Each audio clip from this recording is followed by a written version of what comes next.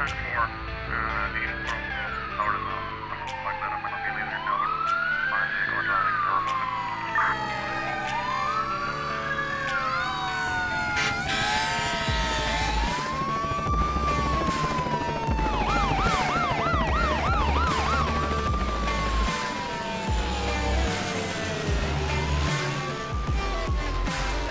ready for an enlightening episode of Noon with Morgan. Morgan's journey as a paramedic took a turn when he stepped away for a short period, only to return with renewed determination.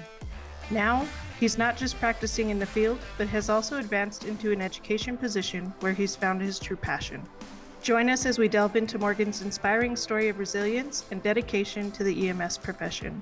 From navigating challenges to embracing new opportunities, Morgan's journey embodies the spirit of perseverance and love for what he does. Don't miss this special episode. Let's get started. All right, Morgan, thank you so much for joining us on the Noon podcast. How are you doing today? I'm doing good. Thank you, Sam. That is fantastic. It is so good to see you and so good to hear from you. It's been so long. I appreciate that you came on today. Can we go ahead and get an introduction? Yeah, hi, my name is Morgan Haynes, and I'm a paramedic in quality and training and education in New Mexico. I've been doing this for a long, long time. Never done a podcast before. Most of my interviews have always been like media stuff or real formal things. So this is quite a bit different. This will be fun. This is different. It's an interesting format to get used to. How long have you been in EMS for? So I started in 1983. I was a little confused about what direction I wanted to go with my life. I had cosmetology and hairdressing in one hand, and then I had EMS on the other. My mom was involved in EMS at the time. It seemed like she was having a good time. And cosmetology was $1,000, and EMS was the cost of the books at TVI. So. Oh my goodness. Yeah. How did your mom feel about it when you said that you were interested in getting into EMS? She said no. She said don't do it. I think she had been in just long enough to start getting a little salty, and I don't know. At the time that I started, I think was a little bumpy for her, but I mean that makes sense. Didn't listen to mom. Here I am. Did she express that she was burnt out or tired of doing it? No, not at all. She just said don't do it. I think I think it was probably more she wanted me to do something else, like maybe something more glamorous. I have no idea. My grandfather was a physician. Maybe she wanted me to do something, go that direction, but I had no desire to do that. So. And do you have any kids currently? I do not. No. If you did have a kid, would you, and they came to you saying they wanted to get into EMS, what would you tell them? I would tell them it's an awesome career. I would tell them it's one of the best things that you can do in your life. I think that it has its limitations. Not so much today as it did back when I got started. I mean, we could absolutely talk about that. But really, the opportunities for advancement, for improving, or getting your career farther along the trajectory of patient care, which is what we do, is pretty limited. It is really limited in EMS. Yeah. That is unfortunate, but you've been in it since, you said, 1983. Correct. That's a long time. You've probably seen so much change. Yes, and it's funny you put it that way. It's interesting when you're, part of my job responsibilities is to help new folks through, coming into EMS and get prepared to go out into the field.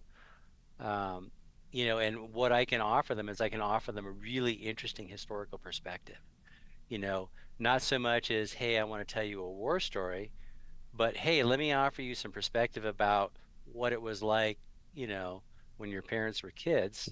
Yeah. In EMS versus today, and I've had the benefit of being around long enough to watch some pretty cool stuff happen. And that's kind of one of the things that I tell them, maybe to encourage them a little bit, is like, if you stay in EMS long enough, you're going to see some cool shit. You're going to see cool things happen. Equipment is going to change. Protocols are going to change.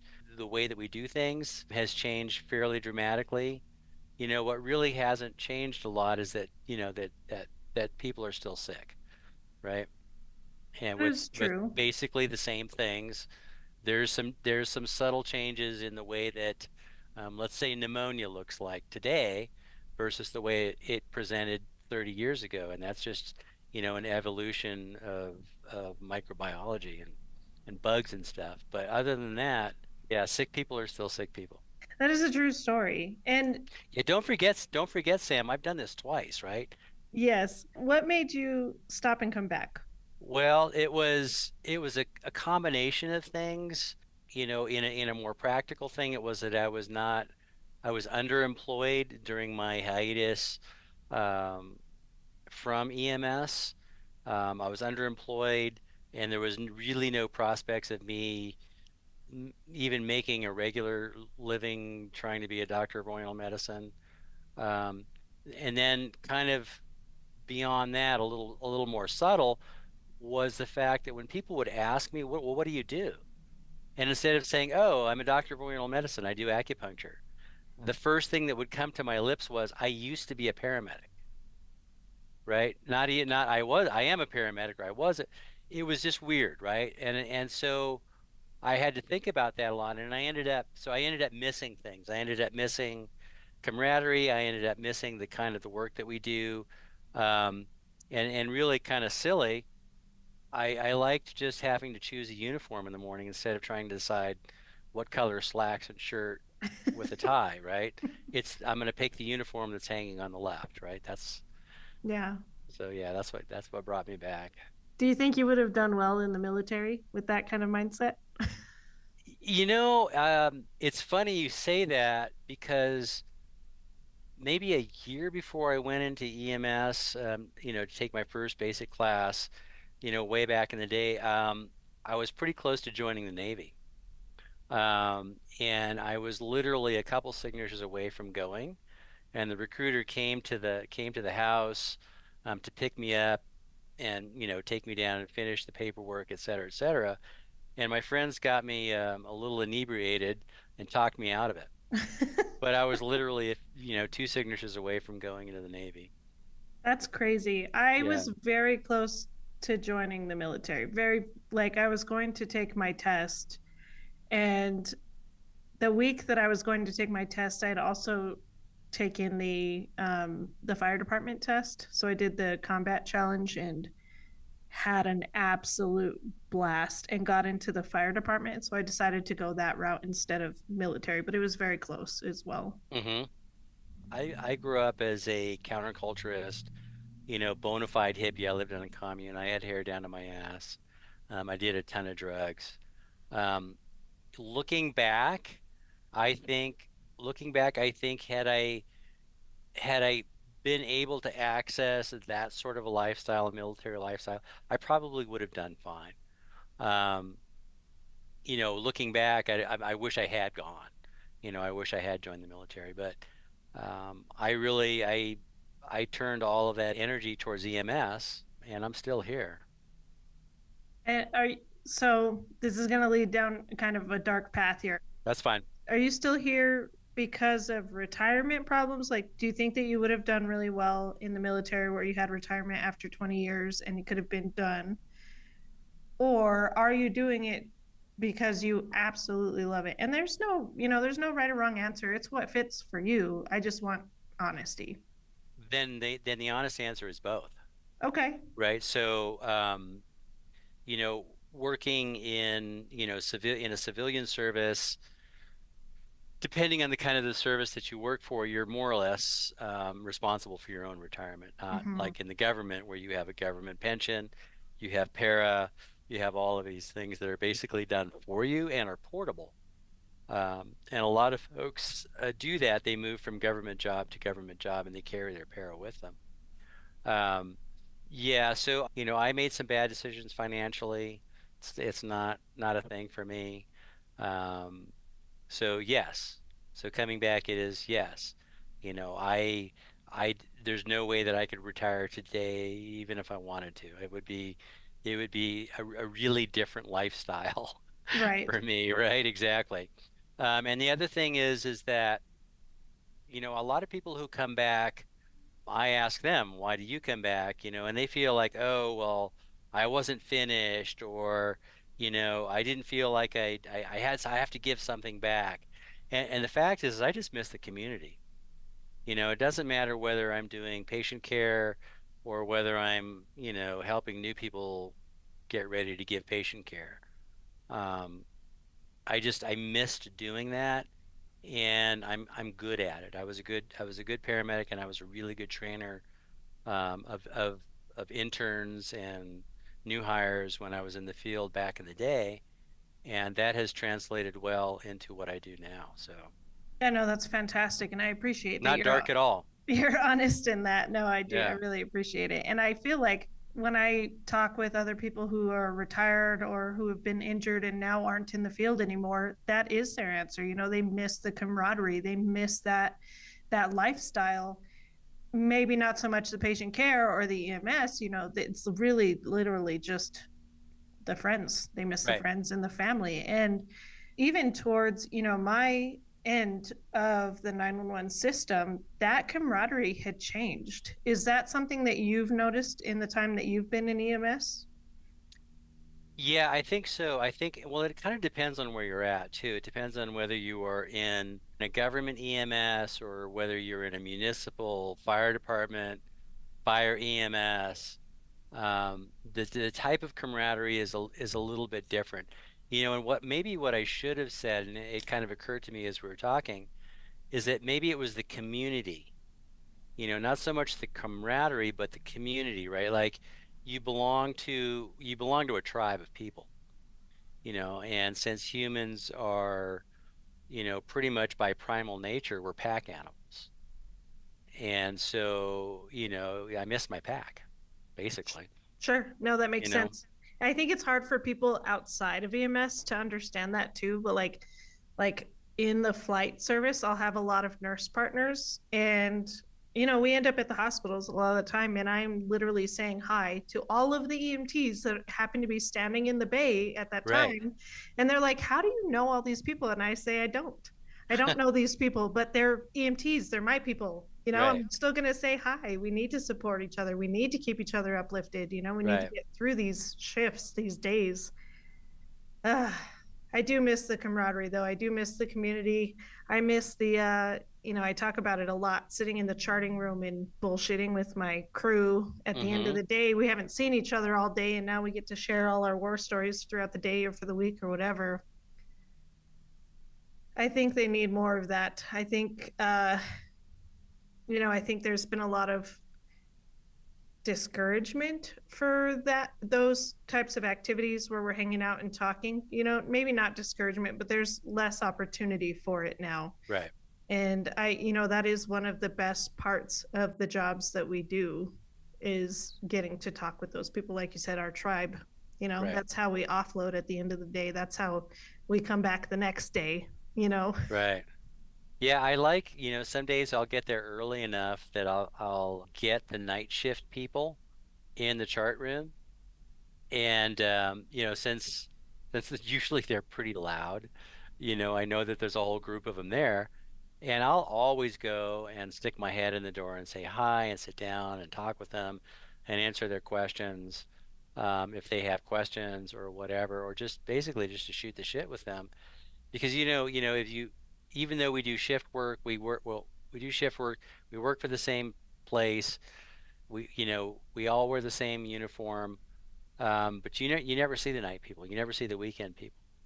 And so, I take the opportunity to, like, hey, it's my night peeps. yeah. So it's kind of cool. I enjoy that. Night people are definitely a different breed. Definitely a different breed. Did you work nights? I did. I worked nights for a very long time, and then I've worked days for a long time also. Mm-hmm. Currently, I'm working days, which for my schedule right now, I enjoy days better than nights. But Mm-hmm. yeah, usually you have your troublemakers on the night shift. Right, right. The degree of antisocial behavior definitely goes up as the sun goes down. Yes. Yeah. That is fantastic. So you said that you went to school as a doctor of what? Oriental medicine. Oriental medicine. So you Right. did acupuncture. Correct. And how long was that schooling? So I went part-time for 6 years, and I ended up with a master's degree in Oriental medicine, which I still have. It's a legit master's degree. Um, and I did it kind of I did it at the at my highest burnout point in my career, where I had injured myself off the job, and I was thinking about the fact that I didn't have any other marketable skills. And there was another individual that worked at our service, who was very near to completing that same program. And I'm like, well, I could probably do that. And so I took that training way back then. Stuff happened. I ended up getting sued in EMS, and the result of that was that I couldn't get liability insurance as an acupuncturist for something that happened, to me as a paramedic, which I thought was ridiculous. But it was what it was, and it took. So I graduated from acupuncture school in 2003, and it wasn't until it took 10 years for me to, and I actually had to go back and redo my license in 10 years before I was able to get liability insurance to be able to practice. So And that was for the acupuncture, for the acupuncture, right? but you Hmm. could still practice as a paramedic? Yes, absolutely. Well, I can still practice. I mean, if you can practice acupuncture without liability insurance, it's just not a good idea. Um, most services provide their staff, with some degree of liability insurance. So whether you know it or not, you are not practicing without insurance. So Yeah, that's nuts. That is crazy that you got sued for something and then couldn't get liability insurance. When you got sued, how much time was between that call to the time you got sued? 7 years. 7 years. How good was your paper charting? Or it was horrible. That's why it's totally my fault. I mean, it was the most ridiculous, no nonsense, straightforward call that you could possibly imagine. But my charting was so dismal, and the circumstances of the universe were so like, okay, we're going to teach you a lesson. Um, that yeah, there was no way for me to get out of it. Um, I mean, literally, it was a dude he was a dead man walking. He was 42. He was pretty much occluded in every one of his coronary arteries. He'd spent the day, drinking, smoking dope, and snorting coke with his buddies, going, "I really don't feel good. I really don't feel good." Finally, he decides he wants to go home. He makes it to his truck. He codes in the street next to his truck. I have no idea how long he's been down when we get there. So he's 42. He's DRT. We start in asystole. That's what we started with. Back then we worked everybody. Yeah. And we got there simultaneous with the engine company, and the rescue is literally like, and just right behind us, right? Close enough so that I was saying, start CPR, get him on the monitor. I'm going to go in and get a history from the friends, right? Because I can see the rescue running across the street. So they do their thing. The friends give me the story about drinking all day. Um, I keep asking them questions. They get unruly. I back out of the house. There's like a riot in the street. I have no idea what happened. Dude is going into the back of my ambulance, right? I'm the last person in, the last person in the truck. All I've done to this guy is open his eyes to see that he was fixed and dilated and check his pulse, right? As Yeah. they were putting the monitor on him, verifying that he was in asystole. That was all I did, right? That's all I did to this guy. So he goes to the back of the truck. I'm sitting at the end of the squad bench. The whole back of the truck is filled with firefighters. They're doing a great job. They're doing good CPR. Um, the lieutenant is going to put the airway in. He can't get it. We try for an IV. We can't get it. We're like 3 minutes from a hospital. We get him to the hospital. Back then there was like this sequential shocking. We didn't do that. So we brought him there. I think we had an IV when we rolled in, but we didn't get the airway. Like we shocked him one more time, at the in the ER bay before we took him in. We took him in. I knew he was dead. I mean, he's asystole. He's like fixed and dilated. He was the wrong color. Um, Even back then, you knew these things. I mean, today we'd have put, CO2 on him, and it would have been like, I don't know, zero, right? Yeah. And nothing would have happened. We wouldn't have worried about the damn airway. Just would have done better compressions. So we get him inside, and they worked him for maybe 5 minutes, right? And they're like, "Yeah, no, he's dead." So we do the whole thing. We get together. We're trying to, make all our charts mash up. Mine is pitiful. It was the end of a very long tour. I basically just phoned in my chart, literally phoned it in. It was so horrible. I've kept it, right? To this day, I have that chart. I was like, if you want to see what the worst chart you could ever create for a cardiac arrest, here, look at this. This is what absolutely everything on here. Don't do it this way. This is horrible. So it turns out this guy's widow is they are doctors and lawyers. So when the 42-year-old guy goes down in the street in Podunk, Albuquerque, right? They're like, send us everything. And so they did, including my chart, and it went downhill from there. Jeez, dude. Right. Yeah, it was horrible. He needed to be in the cath lab with an OR team standing by. That might have saved him, but he was that messed up. I I mean, mean, if how he he, was in asystole, there's no way for you to tell what his heart was doing correct, anyways. So correct. But he was so blocked up on autopsy that like he would have had to have had that event in the hospital with the OR team standing by ready to crack his chest. That's the only way they might have saved him. So we did everything we could. I just did a really shitty chart, yeah. right? Wow. For on a dead guy. Yeah. That is nuts. It was nuts. Yeah. Years later, they decide to settle.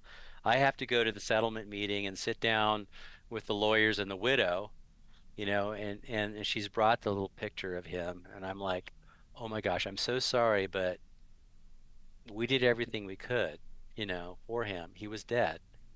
There's Yeah. nothing else anybody. No, no, you did everything wrong. We want money, so the insurance company gave her money. So would you say like I think I probably know the answer to this, right? Because you were saying it was a very basic he was down in the street, not a big deal. But would you say that that was one of your worst calls? Mm-mm. No. Mm-mm. No, absolutely not. No, it was so easy. It was weird. It was a weird call because the guy was young and something happened outside. I still to this day have no idea what happened out in the street. But the police were there. There were angry people. The people in the house were getting angry with me, which is why I, made my egress in a hurry. Um, yeah, no, it was pretty routine. I thought it was pretty routine. I just did a really shitty chart, like a Yeah. really shitty chart. That just goes to show, chart better. That exactly, right? So Be better. the call itself was really nothing, but my charting sucked, and the consequence, will haunt me for the rest of my career. Sure. Not really haunt me, but it follows me, and it's there. It's stuck with me like something I can't reach on my back. Yeah. Oh man, But that's no, that rough. yeah. And I was thinking about your questions about the worst call, the most interesting call, your favorite call.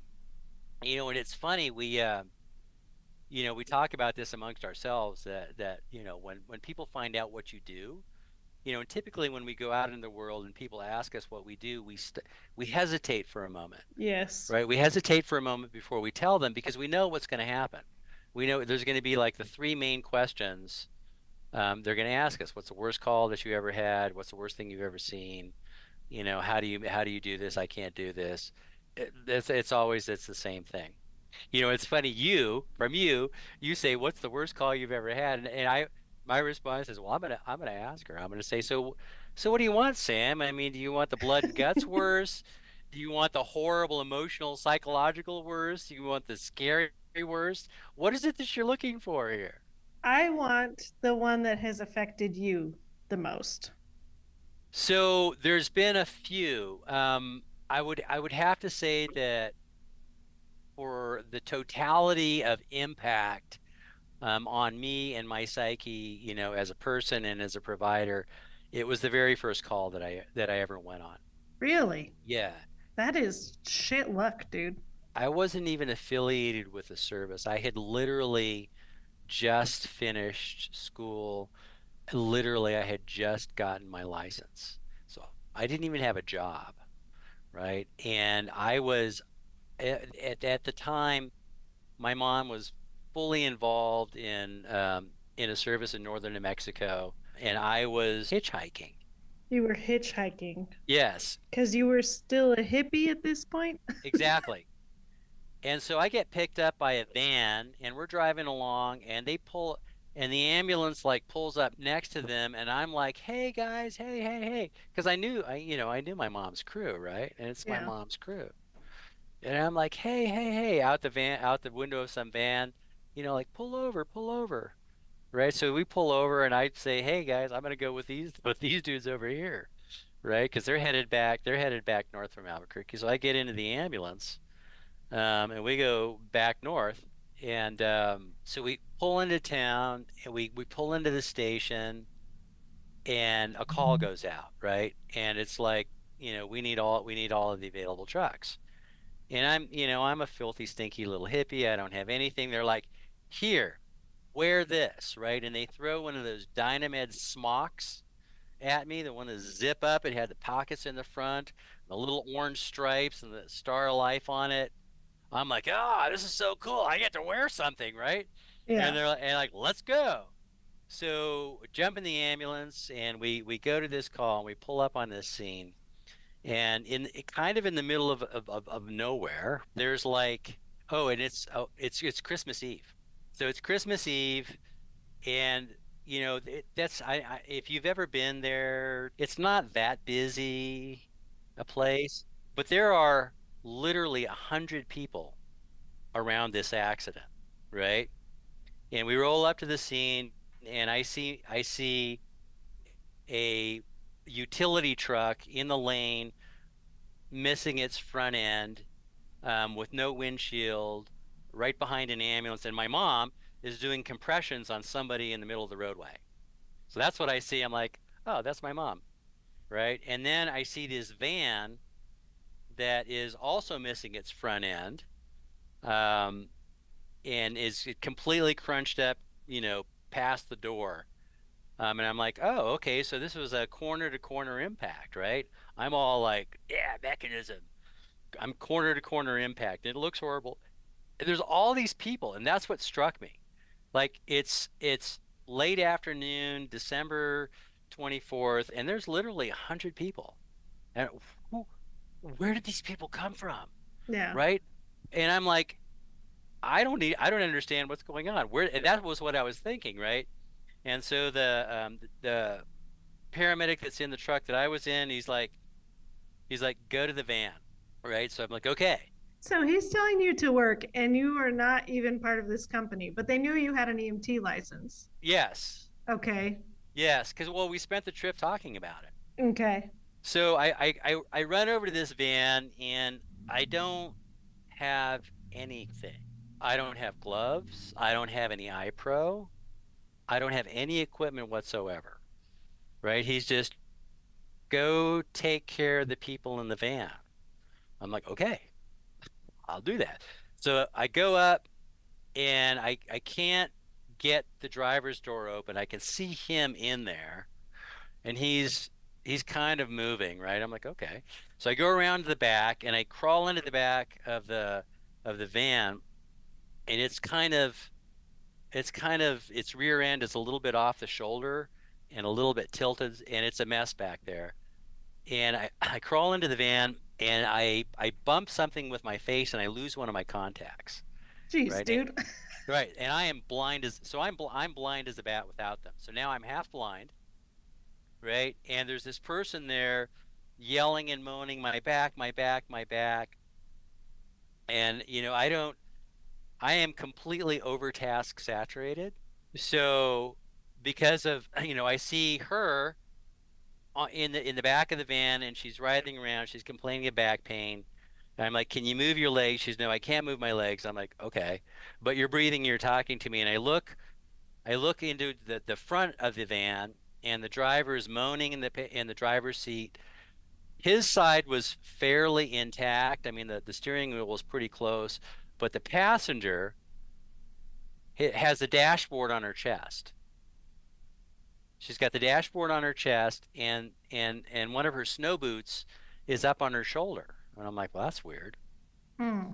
And so at this point, he popped the door for the driver, right? And they're like looking in, and they're like, hold C-spine on her, right? So I go up to hold C-spine on her, and it's like pure crepitus in her neck, and I realize that that's not a snow boot, that's her foot that's up on her shoulder, Mm-hmm. right? So it's dashboard, her foot, her shoulder, me. That's how much was there. So they're like, here, let we're gonna take over her. You need to get this guy out of the car, right? And I'm like, okay. So I'm half blind. I crawl back out of the back of the ambulance. I tell the poor lady with the back pain, we're gonna help you. Just hang in there, hang in there. I exit the van, and I starting to move towards the ambulance, and I'm looking over at the driver, and I'm trying to process, okay, I've got to get him out. And I'm like, how do I get him out by myself? And I'm like, crap, I don't know. And I'm like, you, come help me, right? Yeah. So I literally grabbed a spare backboard from the truck. I have no idea how I found a backboard in somebody else's truck. No idea. Shoved it under his butt. We kind of held his C-spine, moved him to the ambulance, and I put him in the captain's chair, right? So I put him in the captain's chair, and he's starting to come around, right? So I get a seat collar on him, and I'm kind of checking him out. His chest hurts, his arm is broken. He's like, what happened? Where's my wife? Where's my wife? And I'm thinking, well, your wife is like in pieces and folded into an accordion in your van.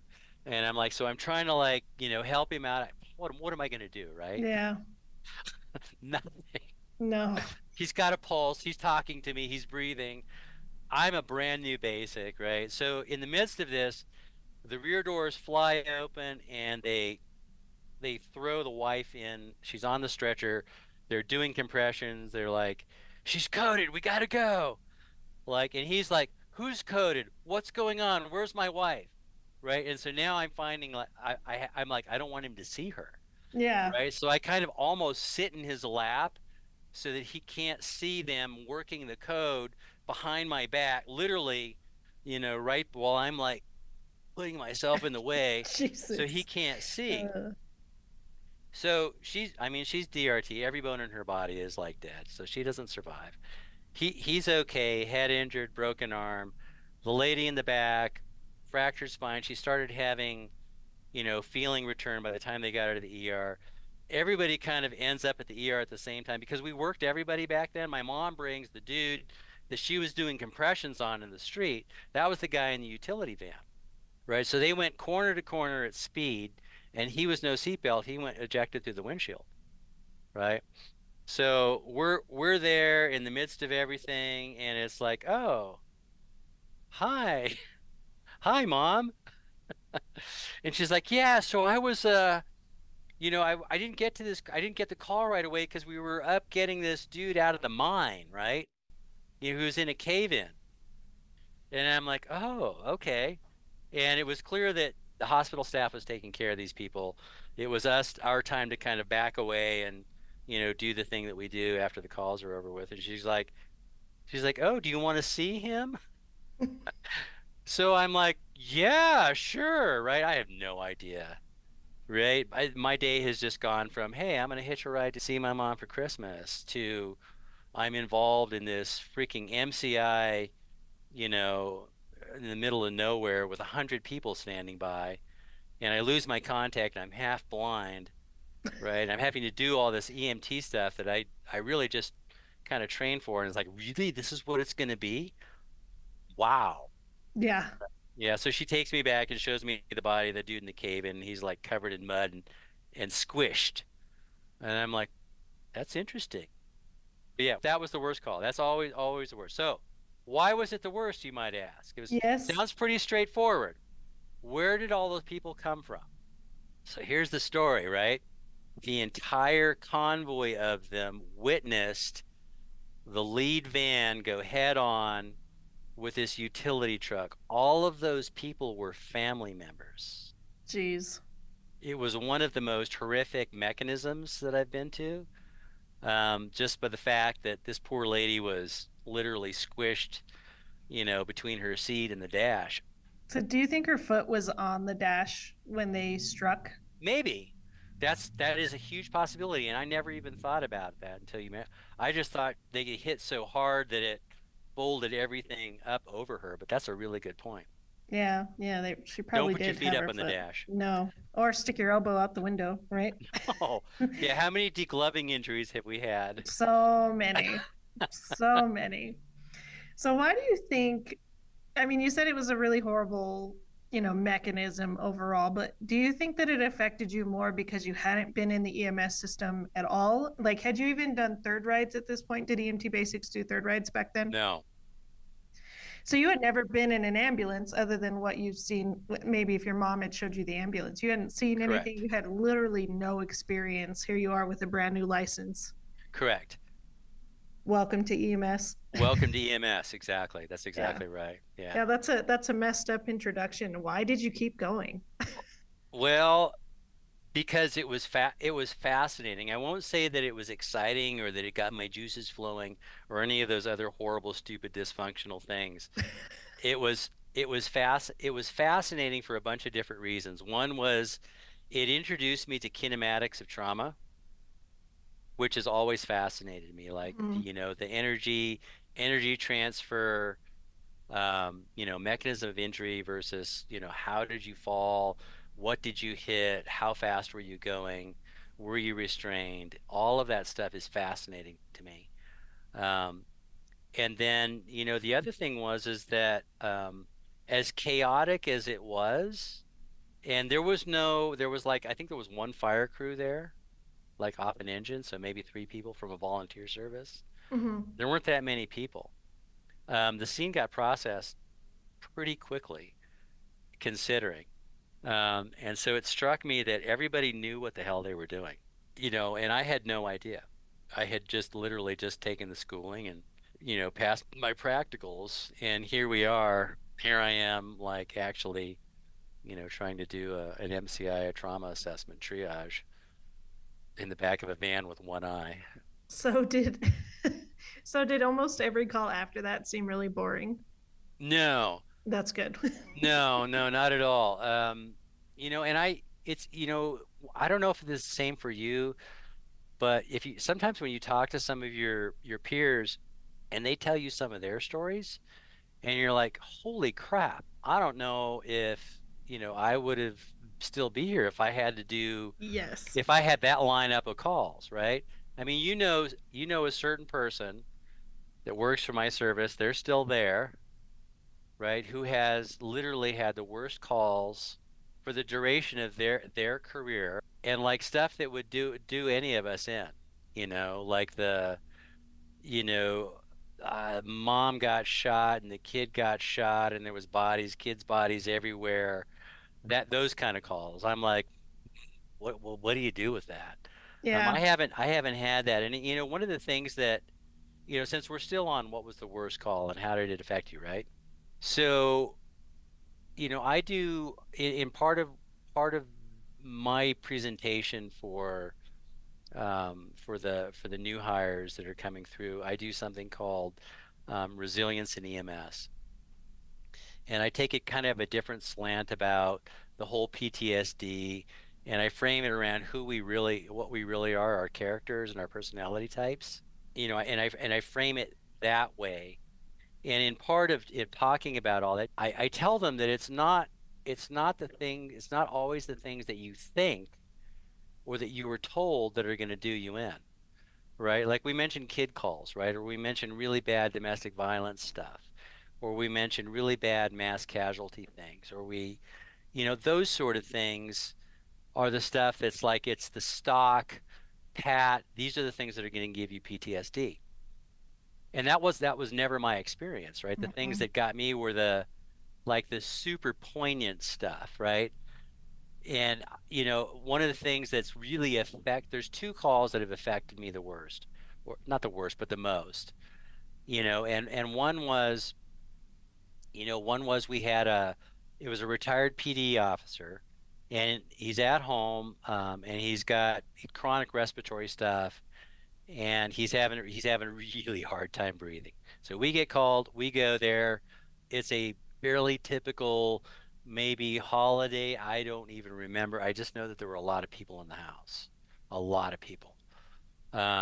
We go back. He's right at the edge of distress, tiptoeing over the edge of failure. That's like I looked at it, walking in the door, I look at him, I hear his story briefly from a family member, and I'm like, I'm going to be intubating this guy in a couple minutes. And so we're taking him out, and he's still conscious, and he's still with it, right? And he's dying right there. We're going down the hall, and his daughter, who I think was maybe 4, like comes down the hallway, and she reaches up and takes his hand while he's on the stretcher as we're rolling him out of the house with all of these people. And she's like, "Daddy, Daddy, it's okay." Right? And then she's gone, right? She's gone. We're in the ambulance, and we close the door, pull away, and he's in respiratory arrest. We're bagging him, and we're going to try and intubate him. We never got him tubed. I was considering criking him by the time we got to the hospital. We rolled him in. They couldn't get him tubed either. They ended up criking him in the ER. And I don't know why we couldn't get it. It was just like his anatomy was just weird. I couldn't see anything. Sometimes it's like that. Yeah, sometimes, and we didn't have like, advanced airway stuff or critical airway stuff. Like we didn't know that, if we'd have jacked him up a little bit and jaw thrusted him to the max, we might have had a good view. So we didn't know that, and so he's dead, right? He's dead, and all I can think of is that huge family showing up in the ER, right? And that little girl is going to remember me taking Daddy out on the stretcher alive, and now he's dead. That sort of shit is the stuff that really gets me. And then there's the we talk about.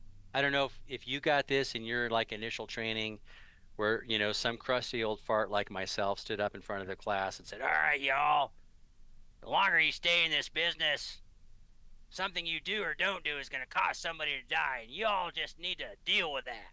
Yep. Right? Yeah. So, because it's true. I mean, if you stay in the business long enough, that's something's going to happen. You're either going to do something or you're not going to do something, and somebody's going to die because of it. You need to be ready for that, right? Yep. And so I heard that in EMT class, and it never heard it again. And and I think I had been a paramedic for maybe a year and a half.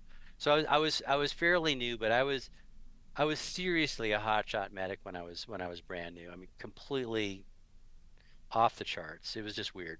So we have this call on the western part of the city, and it's for a kiddo who's crashed his bike.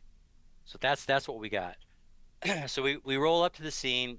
Kiddo is, I think he maybe 7 or 8, and he's laying supine on the pavement, right up against the curb, kind of right where the corner of a chain link fence kind of would have met the sidewalk.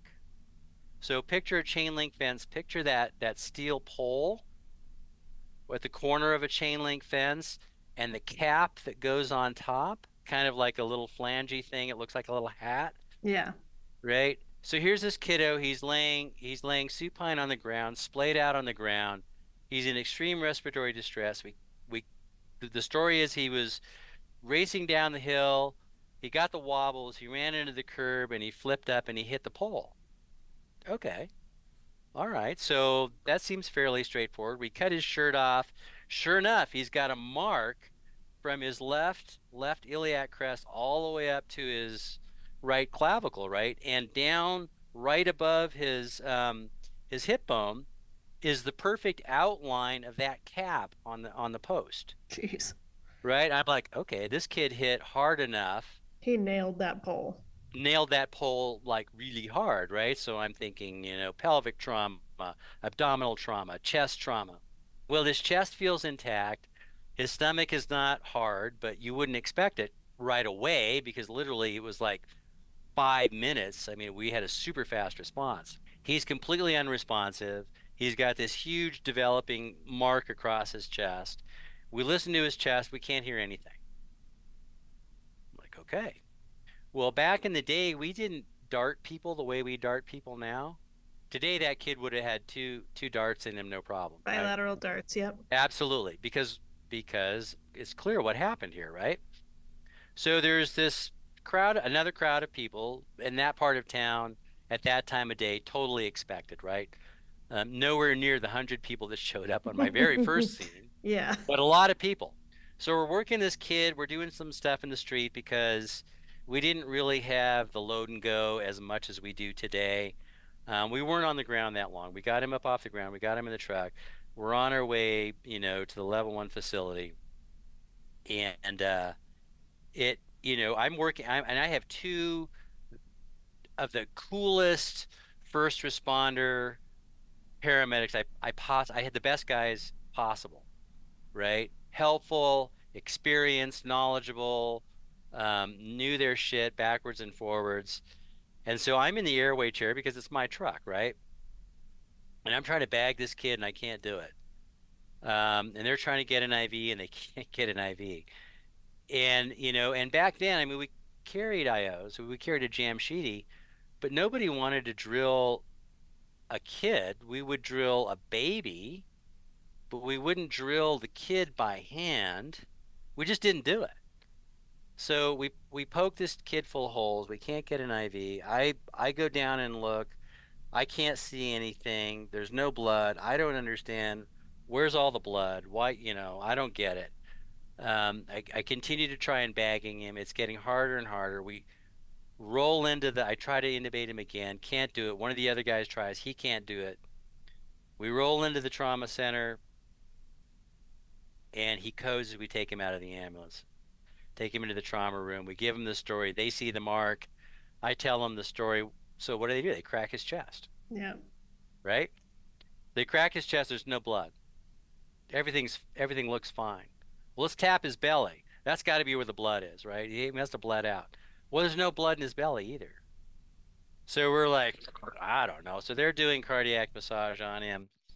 I leave. I don't get a chance to follow up. 3 days later, I get a follow-up call. They're like, "Oh, we just wanted to call you and tell you about that kiddo you brought into trauma the other day and his cause of death." And I'm like, "Oh, okay, that's interesting because I'm fascinated." And they were like, "Yeah, he had asthma.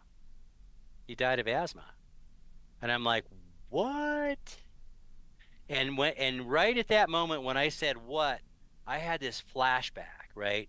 Like a vivid flashback of me down on my knees looking at this kid. And I now, 3 days later, I hear the person who's walking around the outside of the crowd saying, "I'm his sister. He has asthma. He was rushing for his inhaler. He has asthma. He was going for his inhaler." I never heard that. That was another complete task saturated moment where I didn't process the one piece of information that would have saved this kid, right? Had we known that, we would have treated him completely different, right? Well, maybe this isn't all trauma. Maybe this kid needs we did sub-Q epi back then, right? We didn't do it Yeah. IM. Had we been able to get an IV sooner when he started to Brady down, and then we would have given him, cardiac epi, which might have helped, right? So because of something I didn't do, didn't recognize, right? This kiddo dies, right? And there was no negative consequences for us because the ER staff looked at the same presentation, got the same story basically that I did, and went down the same road that we all did, right? Never, but I didn't have the he has asthma component until 3 days later. That one actually haunts me, and I bring that up and I tell people that I was like, look, this is the sort of stuff that's going to get you, and if you're not, and you may not know what those things are. You just need to know that at some point in your career, it could be day one, it could be day 1001. You know, that event is going to happen and boom, that's it. That's the moment where you realize, I'm fucked up. I'm fucked up. Yeah. Yeah. Yeah, no, it's true. And it like presented as a traumatic arrest. That's so what do you think that you learned from that code? So fortunately for me, I learned a lot from that code. Number one is that nothing is as it appears. That always question what you see and what you think you see. Not go down rabbit holes, but look down the hole, right? And if you see a pathway there that's legit, and we're not talking like making stuff up because I've got all these tools that I want to use. No, you know, make sure that you consider everything, and if stuff doesn't make sense, you got to go way outside of the box, or you got to start from the simple stuff over again. So that's one thing. The other thing that I learned from that I still do to this day is that I don't rush into a scene with a focus of directly to the patient. I walk in with all of my sensory array wide open, right? We'll do the scene survey, look at the environment, is there pills? Is there bottles? Is it filthy? Is it clean, right? Is it, what does it smell bad? All of those things that we do, but now what I do is if there are people there, I look at each and every one of them, right? And I listen to them. Most of the time I'm not there first. Someone else is doing things already. And I don't even need to get the report from that person right away.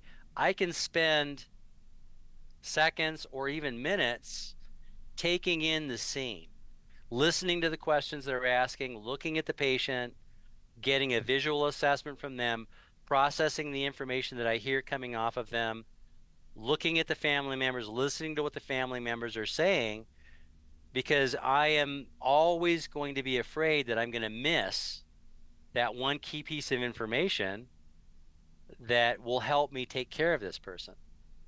And so what it's done is it makes me look like I don't care when I walk in, but really what I'm doing is I'm processing everything, right? And I may seem distracted while I'm taking report from the first responder, like I'm not listening, but really I'm trying to multitask, right? Mhm. Because I need to hear what he has to say, but he's going to put it on paper or he's going to transfer it to my chart.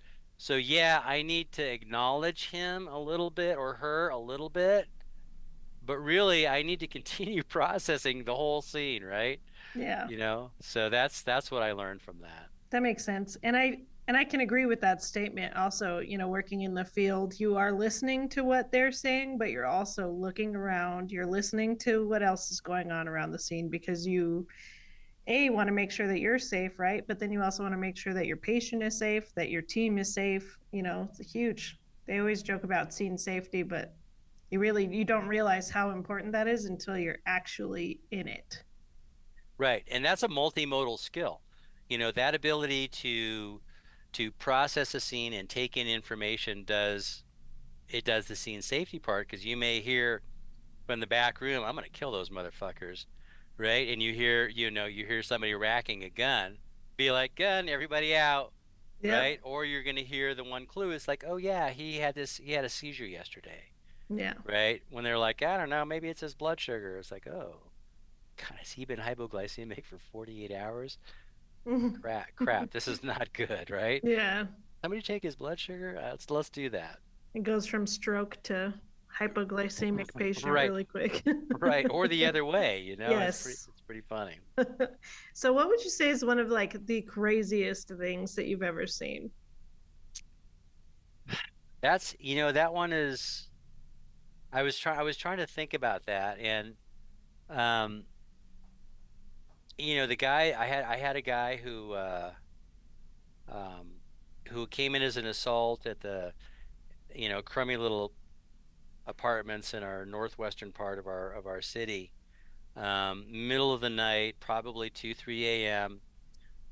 Big group of first responders and law enforcement around this guy who's he's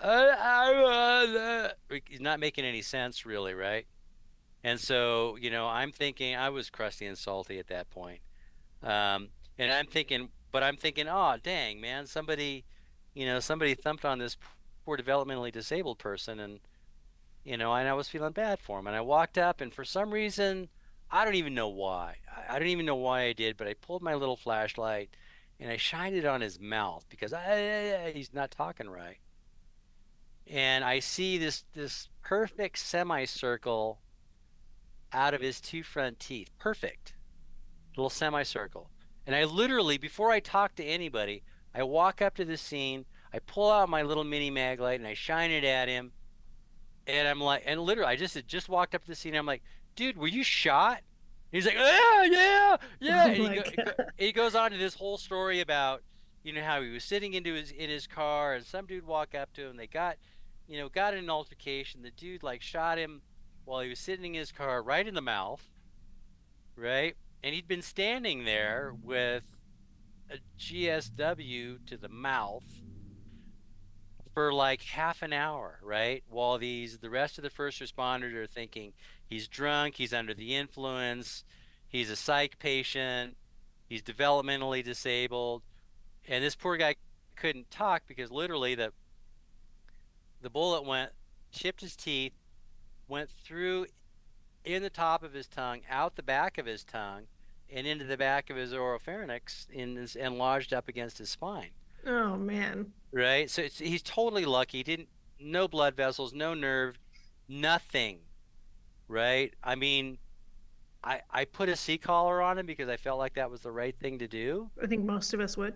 Right? But I literally, I mean, when he said I was shot, yeah, and he's standing up, right? I'm like, well, he needs to be in the ambulance. So let's move you to the ambulance, right? Yeah. And I got back then I got a ration for not putting him on a backboard, but like I had him sitting upright. He was clearing his own airway. He had his seat collar on.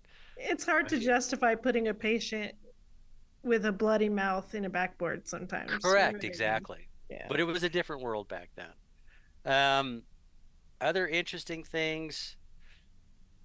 I don't know. The time that I had to take an ambulance ride was pretty interesting.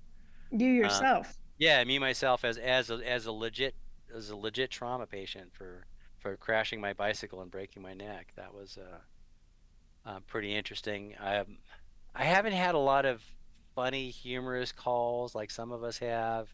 They just didn't come into my frame of reference while I was trying to process, well, what is she going to ask me? I don't know. Yeah. What do you think has been like one of the coolest upgrades to tools that we use as paramedics in your time reference? Well, the first one was a glucometer, and then the next one is capno. You were here, so I was here before Capno, but you were here before glucometers. Yeah. That's So nuts. so we had a down and out unknown reason protocol, and guess what we did? We gave them Narcan and bicarb and D50. Just all together, like Pretty one much. of these will hopefully work. Correct. That was the unknown, down and out for unknown reason. Yeah, and we're talking D50, not D10, No. in a 250 bag. No, it was like we were, There's a lot of people that still do D50 that carry the D50. right? That's funny. Oh, the other one would be CPAP. Oh, CPAP is a great one. Yeah. CPAP is a great tool. I think if I had to choose between what I think has made the most impact from when I started until today, it would be CPAP. Yeah, yeah, CPAP is huge. Yep. CPAP's a And great tool.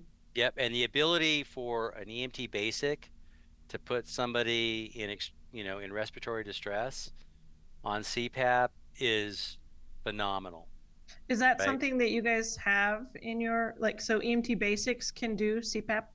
Yes. So You know that I had to go, I didn't have to, I chose to. I've been through this process twice of becoming a basic and then progressing through P school. I've done this twice on purpose, my own choice. There was a 20 years gap between when I left the field and when I went back to EMT school. And I went back to school with a group of people that I helped bring up in the industry, Hmm. right? I had been in dispatch for a long time. Um, but I knew all of these people. I knew all of these people. I trained a bunch of them.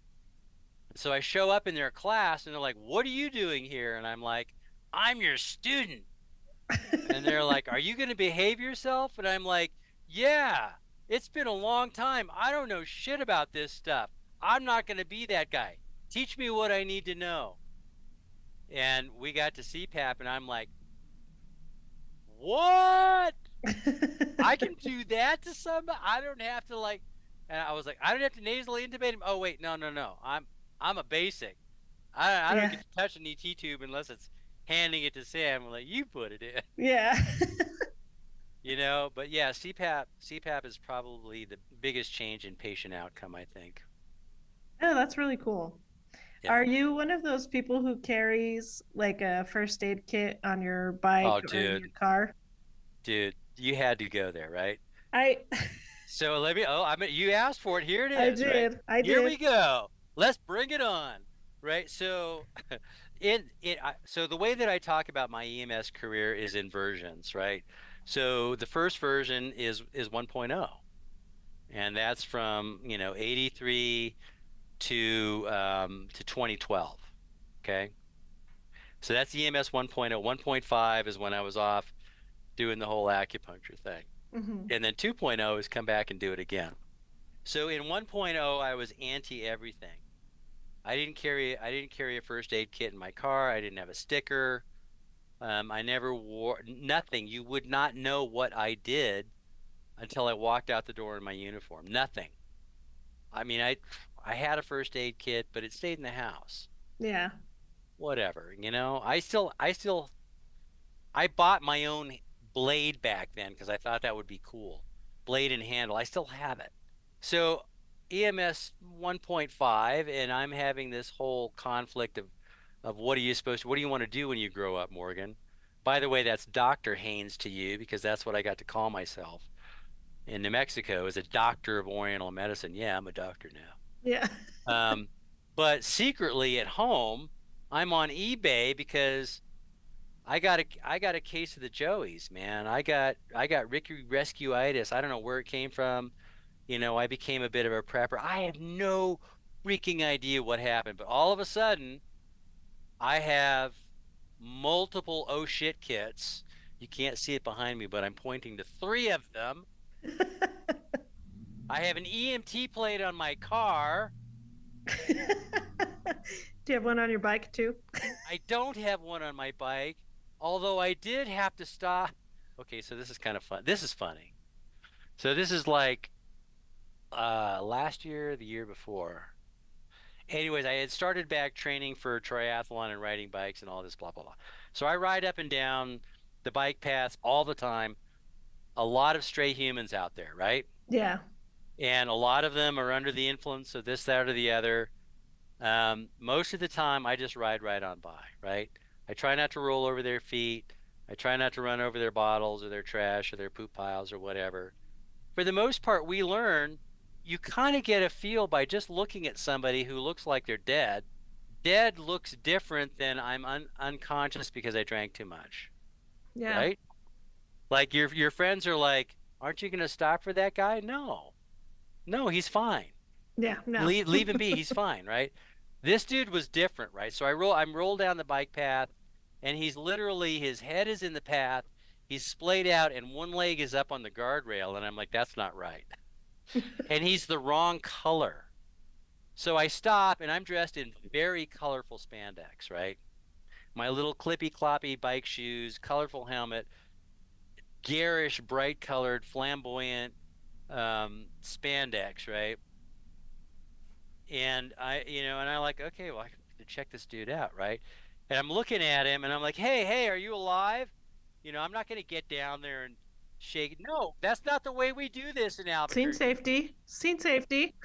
Are you okay? No response. I'm like, so I'm watching him breathe, and he's breathing 2 to 3 times a minute, and he's the wrong color. And I'm like, great. And he's rail thin, and I can literally see his brachial pulse pulsing in his AC. But okay, I'm gonna go down and feel it. It's at like 120, 110, 120. He's got a strong pulse. He's not breathing very well. I have nothing. I'm not gonna ventilate this guy. No way, right? He's still breathing. Yeah.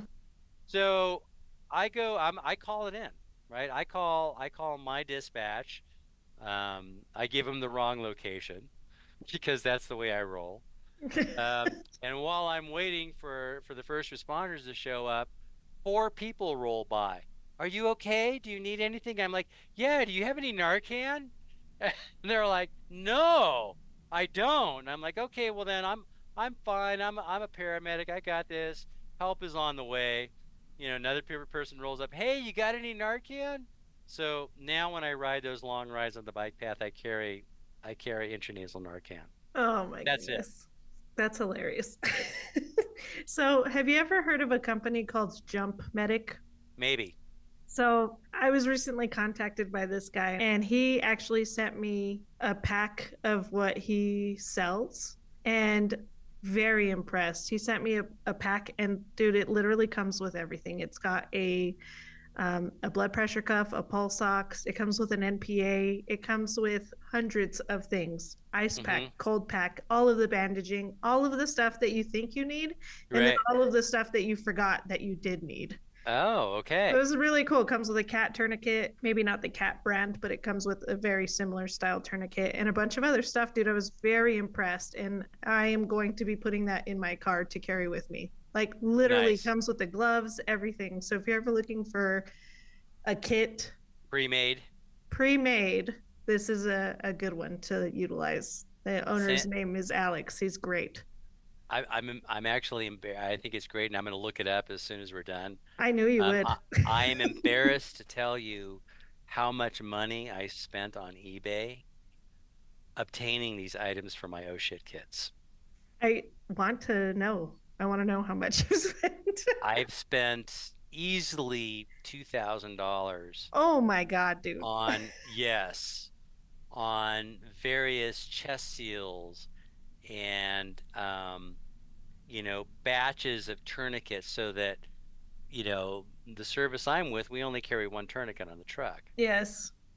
I'm like, what? No, no, no, no. It's one tourniquet on your body, one tourniquet on your partner's body, and then 2 more for the patient because you might need two. Yep. What if they lose both their arms Yep. or both their legs? Or you couldn't stop the Or bleed you with couldn't, one. and you needed another one, right? Yeah. So yeah, so my oh shit kits both have 2 tourniquets in them. I would carry a spare one on myself. I'd let my partner know, hey, this is where my tourniquet hangs out. They're like, dude, there's something wrong with you. I'm like, there may be, but you can find one there. Yeah. Well, his pre-made kit, the one that he sent me, is actually on his website for 299. And Oh, he that's good. has, yes, he has a more inclusive kit that I believe is 499, and I'm not sure the difference between them, but Hmm. strongly suggest those kits. Again, very, very impressed with the bag that it came in. Hmm. Super quality bag. Came with a second little bag. That's awesome. Yeah, I'll send you the link. Please, please do. So Morgan, I just want to give you the opportunity to shout anything out, any resources that you want to talk about, or if you wanted to talk about anything that we didn't talk about in the episode.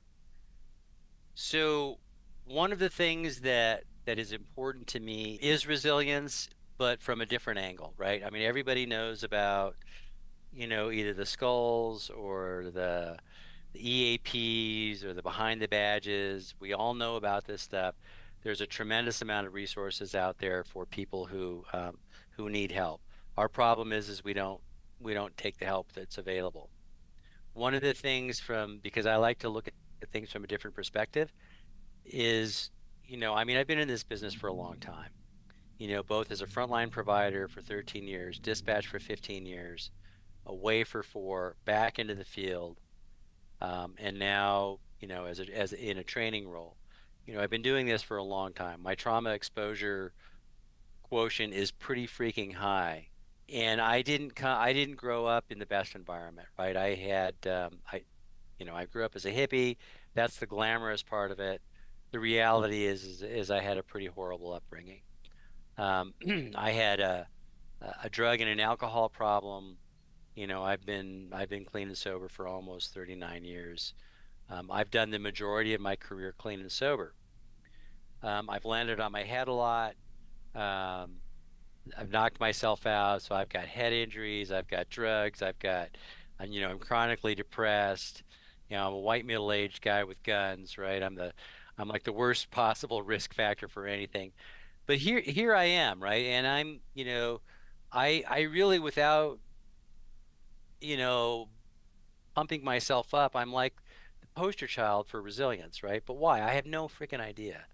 But if I look back at EMS 1.0, where, I kind of like, you get to a point in your career, it could be on day 5, it could be on day 50, it could be the first 5 minutes, who knows? It's like, what the hell am I doing here? Why am I getting up, putting the uniform on and going to work?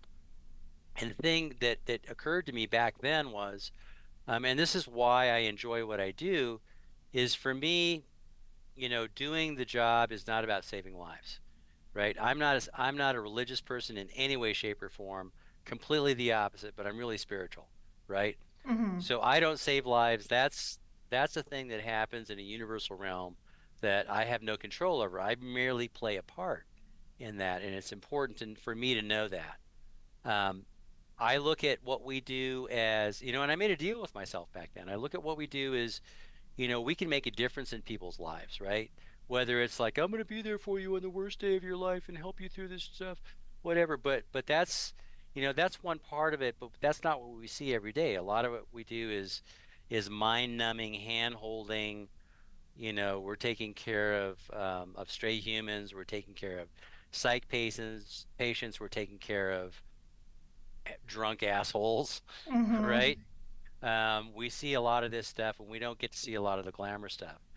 But I made a deal with myself way back when, um, that if I could make a positive outcome to one person in 1 year, right? And that's based on maybe 2,500 patient contacts a year, right? Not transports, but contacts, right? And if I can make a positive impact on them, then I'm okay. That's all I need. Just one. That was the deal I made 30 years ago, right? One person per year. And guess what? I don't get to know it. Not necessary that you tell me. It's just, for me, it's just odds. It's the numbers, right? Yeah. I know that I'm going to make a difference for somebody's life, at least one in a year. It's the same in my job today. It's the same. And the next thing was understanding who I was for real, right? Like what are we? What is our personality makeup? What makes us able to do what we can do, right? Because it goes back to that very first question. Oh, what do you do for a living? I'm a paramedic, right? I could never do what you do. Yes, that is exactly right. You can't do that. You and me are completely different, right? I live in a different world than you. And it's okay that you don't understand what I do. It really is, right? It's okay. That's my job. It's Yeah. my job to go out there and do what it is that I do. And it's important that I don't inflict that world on you unless you want to have a piece of that. And I totally understand if you don't get it. And the other thing is I'm not alone, right? No matter how alone you feel in this business, how jacked your life is, how bad your PTSD is, you are not terminally unique, right? There is somebody in your area, in your service, who's been down a very similar road, and you need to seek those people out. And the other thing is we're a little broken, and that's okay, right? We don't, our response to trauma is to go to it and fix it.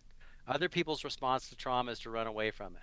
There's something in our brains, something in our psyche, something in our personality that allows us to do what we do. So, whether that was inflicted on us as a kid or it was organic or whatever, own that. It's okay that you're a little broken because if you weren't, you wouldn't be able to do the job. And that leads me into the other thing is that this doing this job is a privilege. It is an honor and a privilege not just to be able to serve, which is important, but I get the honor and the privilege to like interact with the the continuum of life, right? Like literally, you start your shift in the morning and you deliver a baby and it goes well. It's you're just there basically catching the kid and keeping him warm, right? Yep. And that's your first call of the day. And you end your day being with somebody as their soul leaves their body. Also, entirely possible, totally within the realm of a normal shift in pretty much any urban service, right? Who else gets to do that on a regular basis, right? This is a window into the life's experience that the only time most of the population gets a view of that is when it happens to them. Yeah. We get to do this every day. I get to see the entirety of the human experience, good, bad, ugly, every single day. And it's an honor and a privilege for me to, either be a witness for you or to hold your hand through this event, to ease your suffering through this event, to make this transition from your life before to your life now, right? For whatever reason it was that you ended up in my office, right? Yep. Right? It's my duty, to help make this, help you transit this as best as I can. And I think it's important that we start talking about this a lot. Who we are, why we do the things that we do. It's not important, that the people of the world know what we do and thump, look at me, man, I'm wearing my heart on my sleeve. You don't understand what we do. No, no, nobody understands what we do. That's okay. I understand what Sam does. Sam understands what I do, right? And there's a whole lot of support people out there, counselors, social workers who understand what we do, right? It's not necessary for the rest of the world to understand, right? If they want to look into our world and they want to take part in my world, I'm like, are you sure? Because you know what we're like when you take a group of us to Yeah. dinner in a restaurant. Sometimes we get asked by the manager to keep it down, or can you not have those discussions? You're disturbing the rest of the patrons. You know, I don't know. I don't take myself seriously at all. The job I take really seriously because it's that important, right? I've been given a gift, right? And it's an honor and a privilege for me to serve you, by helping give you a piece of perspective of my life, right?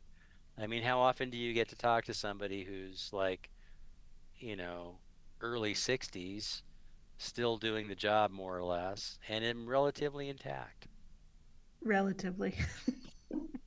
right? No, it's fantastic and so true. Not a lot of people understand what we do, but hopefully in platforms like this, we can make it known a little bit better.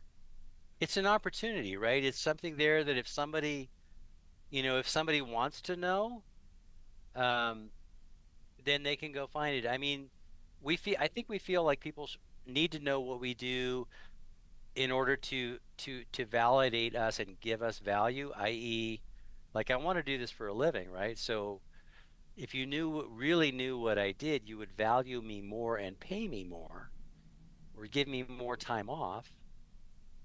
And that's really something that we don't really need to like expose the world to exactly what we do. You just need to know, it's dangerous. Yeah, we get hurt, we get beat up a lot. We could get killed at any minute. Um, we're gonna carry psycho scars with us forever. We all have PTSD. It's not a matter of if, it's when. Yeah. How it presents to all of us is a little different. Some of us struggle a lot and some of us just deal with it. It doesn't mean that we're any less or more than each other. I think it's important that we remember that. And in forums like this when we get to talk to each other, that we remember that that I appreciate you for your experience, right? And it's completely not mine at all. Um, and I'm not requiring that you appreciate me for mine. It's just I want to let that's kind of the way relationships work, right? Yes. And it's important that we build those in our community, as we move forward. I think that the voices or the ears that need to hear our voices will hear the voices, and they won't hear, whining, screaming little bitches. Yeah. They'll be like, yeah, hey, these people are pretty cool. I don't understand what they do, and I don't want to hear about their day because it fucks with my head, you know. But I think it's worth paying them a little more, and if they need time off, let's give it to them, Yeah. right? Right? If they need a break for a while, like take that person off the truck and put them in an easy clinical environment, and let them just like, idle Reset. and reset and cycle Yeah. through it until they're ready to go back out and do the other stuff. Yes. We're getting there. We are getting We there. are. We are. I agree. Maybe not in my lifetime, maybe not in years, but we're moving in the right direction. That is correct. We are. Well, Morgan, thank you so much. This was a fantastic conversation. I've really enjoyed getting to hang out with you. It's been a long time, but I had a really good time today. It was my pleasure. I appreciate you, and I hope you have a good day. I will. Thank you, Sam. Thank you so much for this. You're welcome. Take care, bud. Thank you for listening. Before we wrap up, we have a few important announcements to share with you. Firstly, we're excited to announce the launch of our brand new 911 Nonsense Facebook group page. It's a community where everyone can go to connect, share ideas, discuss topics from the show, and get all of the most recent updates about the podcast. We'd love to have you join us and be part of the conversation. Next, we want to ask you to rate and review our podcast on your preferred platform. Your feedback means the world to us and helps us reach a wider audience. By rating and reviewing the show, you'll be supporting us in a big way and helping others discover 911 Nonsense. If you enjoy what we do and would like to support the podcast even further, we have a few options available. You can visit samspursuit.com to find the links to our 911 Nonsense merch page and our recently released Noon gear page. Every contribution, no matter the size, goes a long way in helping us continue to better the podcast. We know that not everyone is comfortable being on the podcast, but we still want to hear your stories and experiences. If you have a compelling story and would like to share it to be read by me in a future episode, please reach out to us via email at 911nonsense@gmail.com or through our website's contact section. If you choose to be anonymous, we'll make sure to respect your privacy while sharing your story in a way that resonates with our audience.